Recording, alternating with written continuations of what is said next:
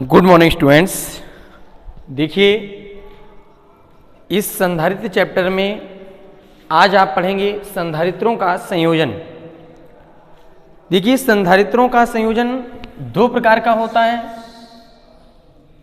एक आपका होता है श्रेणी क्रम संयोजन, और दूसरा होता है समांतर क्रम संयोजन।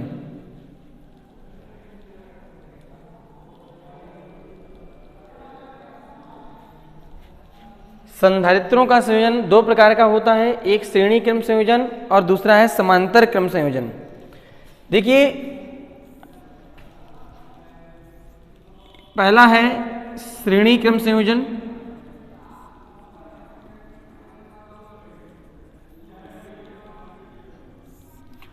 माना कोई तीन संधारित्र हैं,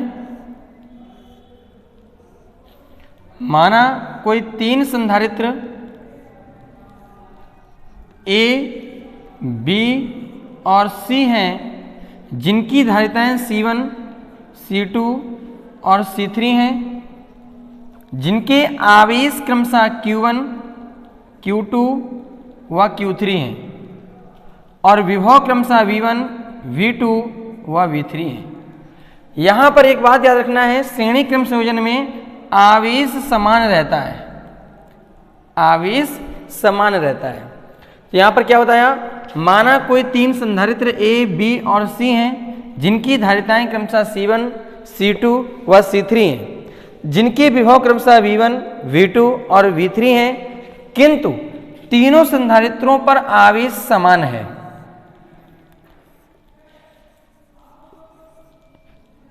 इस पर प्लस आवेश, प्रेरण की क्रिया के कारण इस पर माइनस आवेश, इस पर प्लस, इस पर माइनस, इसी प्रकार इस पर प्लस आवेश, इस पर माइनस आवेश।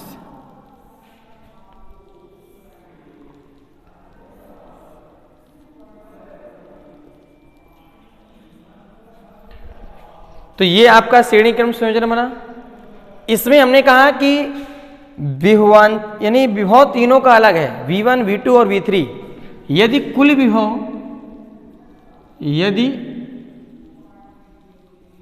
विभव V हो तो V बराबर हो जाएगा V1 plus V2 plus V3। तो अगर हम पहले संधारित्र का विभव निकालें, पहले संधारित्र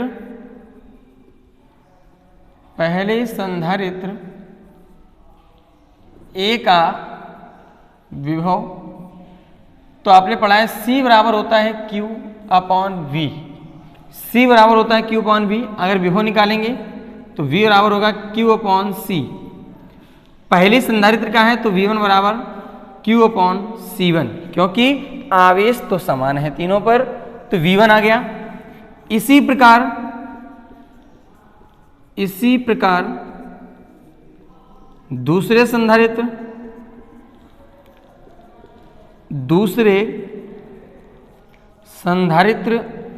B का विभव, तो यहां पर V2 बराबर आ जाएगा Q अपॉन C2। इसी प्रकार तीसरे संधारित्र का, तो तीसरे संधारित्र C का विभव निकालेंगे तो इस पर आ जाएगा V3 equal Q upon C3।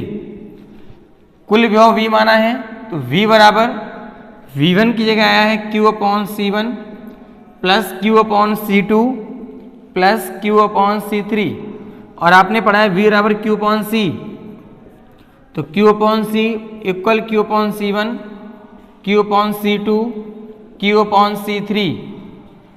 यहाँ से पूरे से Q कॉमन मिलेगा, तो यहाँ बचेगा 1 upon C1, 1 upon C2 plus 1 upon C3।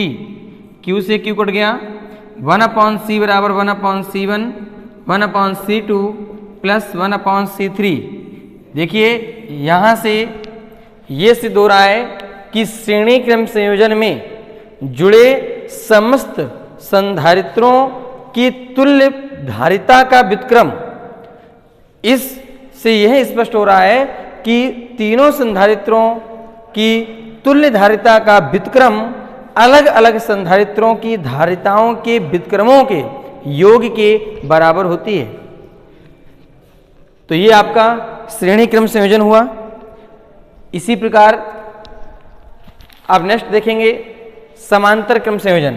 तो आपको याद रखना है श्रेणी क्रम संयोजन में तुल्य धारिता होती है 1/c equal 1/c1 plus 1/c2 plus 1/c3। इसी प्रकार नेक्स्ट देखेंगे समांतर क्रम संयोजन। अब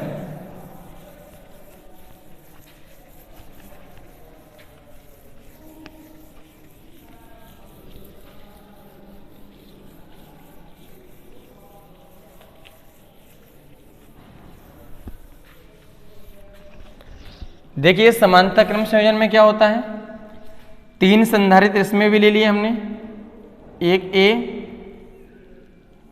एक बी और एक ये सी। 3 संधारित्र ले लिए। तीनों संधारित्रों की पहली वाली प्लेट को हमने एक बिंदु से जोड़कर इसको धनावेश दिया।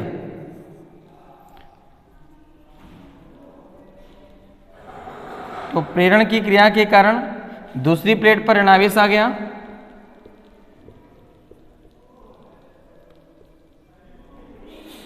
अब देखिए जो दूसरी वाली प्लेट है इसका संबंध हमने किसी दूसरे बिंदु से करके पृथ्वी तल से कर दिया।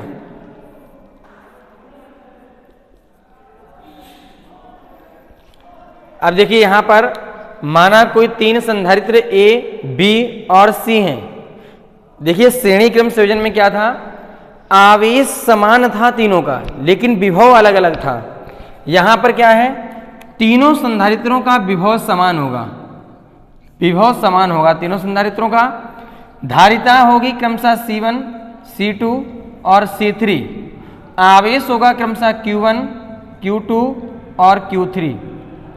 तो क्या लिखेंगे, माना कोई 3 संधारित्र A, B और C हैं जिनकी धारिताएं क्रमशः C1, C2 और C3 हैं जिन्हें आपस में श्रेणी क्रम संयोजन में जोड़ा गया है। तीनों संधारित्रों पर आवेश क्रमशः Q1, Q2 और Q3 है किंतु तीनों संधारित्रों पर विभव का मान समान है, विभव इस पर समान है। अब देखिए यदि